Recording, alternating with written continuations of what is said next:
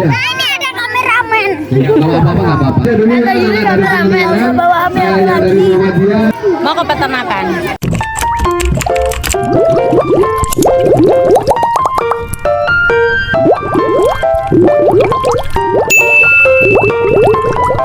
Ramai ya, boleh berbicara tapi tidak boleh ramai.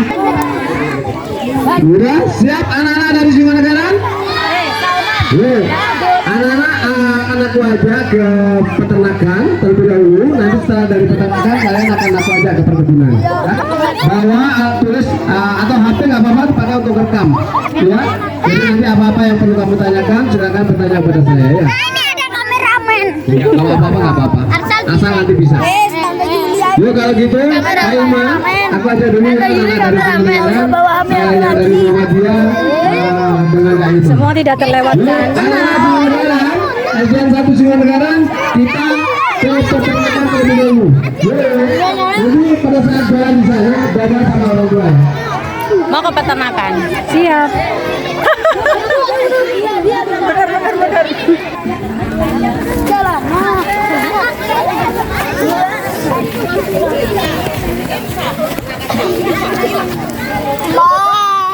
Sapi. Aku aja.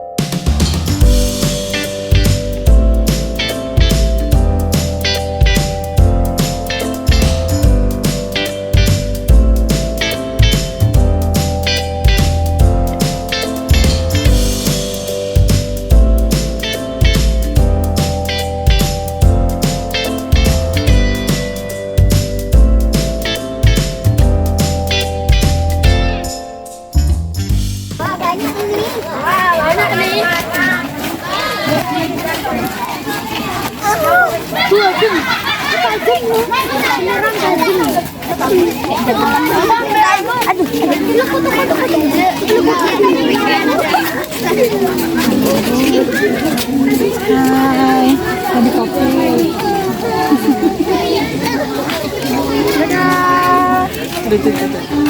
Hai.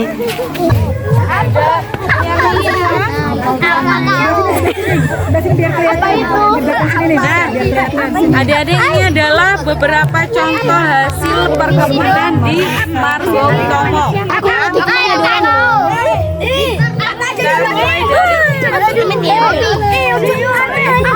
Ada yang tahu namanya, Pak? Kopi.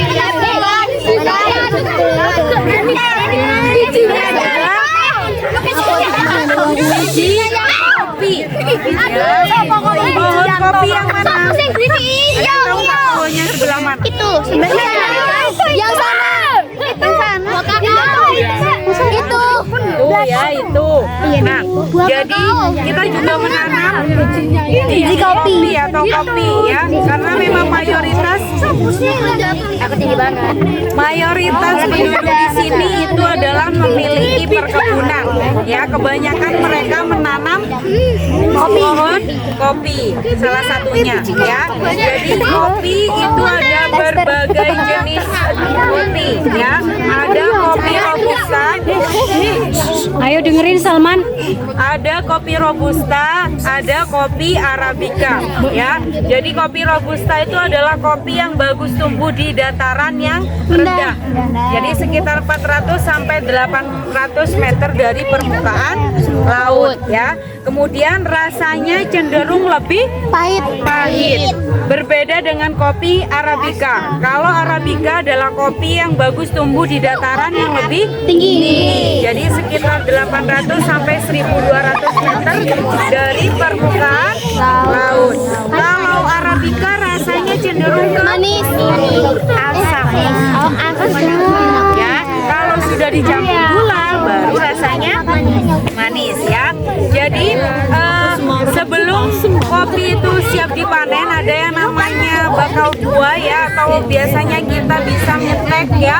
Itu kita tunggu kurang lebih 2-3 tahun. Kemudian dia akan tumbuh biji kopinya, ya. Kalau bijinya sudah siap dipanen, warnanya berubah menjadi merah. Ya, awalnya dia berwarna hijau, ya. Kemudian kalau sudah siap dipanen dia berwarna merah, ya. Warna hitam gitu. Kalau warna hitam itu adalah kopi yang sudah disangrai, ya. Jadi kalau sudah siap dipanen dia ditumbuk, ya. Kita tumbuk kemudian baru kita keringkan. Nah, keringkannya itu kita menunggu cuaca juga. Kalau misalnya panas, bijinya, ya, ada yang isinya 2, ada yang isinya 1. Nah, kalau yang isinya 1 itu biasanya sering kita sebut kopi lanang, ya. Nah, karena dia rasanya lebih strong atau lebih kuat dibandingkan dengan biji yang isinya 2. Nah, kemudian prosesnya seperti apa? Setelah dikeringkan nanti, ya, baru nanti kita pisahkan kualitas biji kopi yang bagus dan tidak bagus. Kemudian nanti ada beberapa proses, ada proses kering, proses semi kering, ada proses basah. Kalau yang namanya proses basah itu adalah proses di mana kita mengandalkan air, ya. Jadi biasanya itu dilakukan di pabrik besar. Kalau di sini kita biasanya pakai proses kering atau semi kering. Jadi setelah kita panen, kita tunggu sampai dia seperti ini, kemudian kita keringkan. Setelah dikeringkan, baru nanti dipilah lagi kualitas bijinya, kemudian baru disangrai. Kalau disangrai dia akan berubah menjadi berwarna apa? Hitam. Setelah itu baru kita taruh di dalam mesin, kemudian kita giling menjadi bubuk kopi, ya. Itu 3 kali panen, ya. Ada panen awal, panen utama, dan panen akhir. Panen awal bisa di bulan Juni, panen utama bulan Juni, Juli sampai dengan Agustus, kemudian panen akhirnya di bulan Desember. Ini adalah pohon palanya. Pala ini adalah salah satu rempah-rempah yang berasal asli dari Indonesia, yaitu dari Maluku. Nah, buah palanya ini bisa digunakan untuk selai, ya, selai pala, ya. Kemudian bisa juga untuk manisan pala. Kemudian yang berwarna merah ini adalah bunga yang berada di dalam biji palanya. Ya, kita sebut ini puli, ya. Kemudian ini bisa digunakan untuk rempah-rempah, biasanya ditaruh di atas sup supaya dia bisa menghasilkan aroma dari buah palanya. Kemudian kalau ini adalah bijinya. Nah, ini yang biasanya dijual di pasar atau ibu-ibu yang tahu pala. Nah, sebelum digunakan kita harus keringkan dulu, ya. Kalau sudah kering dia akan berubah menjadi seperti ini. Jadi dalamnya ini kalau kita buka ada isinya. Nah, isinya ini. Nah, ya. Kemudian ini bisa untuk bumbu. Biasanya untuk bistik, kemudian untuk rendang dan lain-lain. Nah, satu pohon ini bisa menghasilkan 10 sampai 12 kg buah pala, ya. Sama seperti kopi dia 3 kali panen, ya. Kalau yang ini, nah yang tahu ndak ini apa?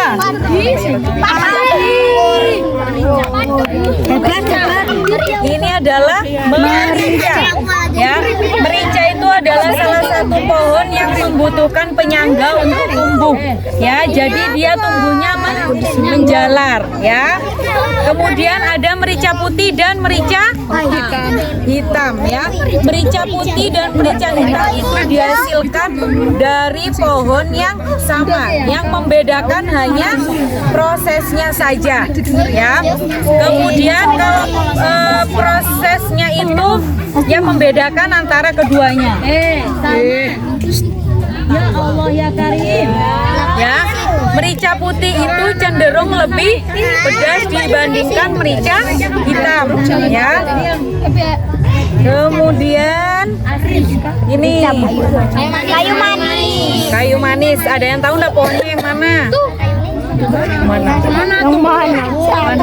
Yang itu Yang di ujung. Jadi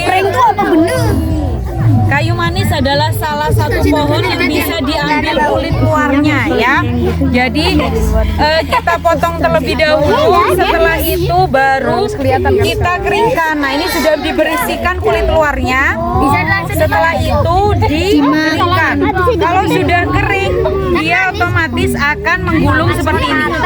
Jadi biasanya yang dijual di pasar itu sudah yang berbentuk kering seperti ini. Ya. Dikeringkan. Kemudian nanti baru bisa dipakai untuk bumbu bisa, kemudian untuk kue, minuman juga bisa. Nah, kalau yang ini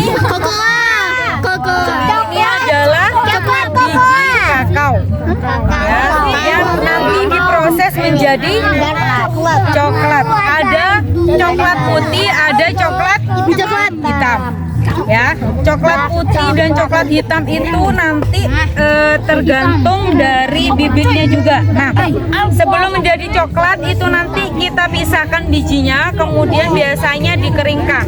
Kalau sudah kering biasanya sudah ada bau rasa coklatnya. Jadi kita di sini tidak memproduksi coklat, hanya buahnya kemudian kita kirim ke pabrik yang memproduksi coklat. Ya. Markisa. Nah, ini adalah Buah pala. Markisa. Jadi pohon markisa itu sama, menjalar dan membutuhkan penyangga untuk tumbuh. Nanti kakak tunjukkan sebelah sana. Kalau sudah siap dipanen dia seperti ini. Dia berawal dari bunga. Ya, bunga itu nanti di tengah-tengahnya ada bakal buah kecil. Kemudian kalau dia sudah mengalami pengguguran, dia akan berubah menjadi buah markisa. Nah, buah markisa ini biasanya bisa langsung dimakan atau bisa untuk jus. Ya. Ada yang mau ditanyakan? Ini kayu manis Ya. manis sih. Mambunya agak manis ya. Mana kayu manis ini bau hujan. Panganan enggak yang kayu manis? Ayo, kalau nggak ada kita baris lagi ya. Ayo, kita mau lihat sapi. Ya.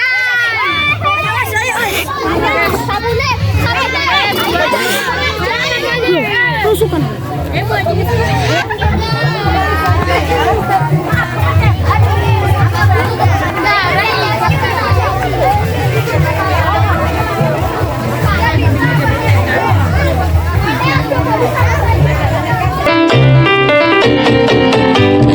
Terima kasih sudah melihat video aku. Sampai jumpa di video berikutnya ya. Wassalamualaikum.